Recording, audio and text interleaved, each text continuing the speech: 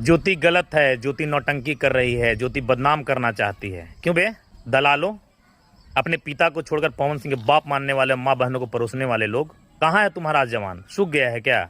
बवाल कर रही है, हर बार मिलने का प्रयास की है, हर दफा जाती है, मैसेज डालकर गई, पोस्ट डालकर गई, 2 दिन ठहरेंगे, रुकेंगे, मिलना नहीं चाहता। कोई मजबूर हो, बेबस हो, क्यों नहीं परेशान करेगा? क्यों नहीं करेगा वो हम जानना चाहते हैं।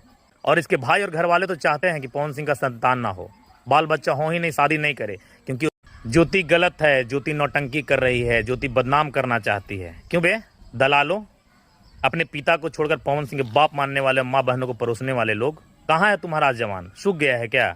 बवाल कर रही है, हर बार मिलने का प्रयास की है, हर दफा जाती है, मैसेज डालकर गई, पोस्ट डालकर गई, 2 दिन ठहरेंगे, रुकेंगे, मिलना नहीं चाहता। कोई मजबूर हो, बेबस हो, क्यों नहीं परेशान करेगा? क्यों नहीं करेगा वो हम जानना चाहते हैं।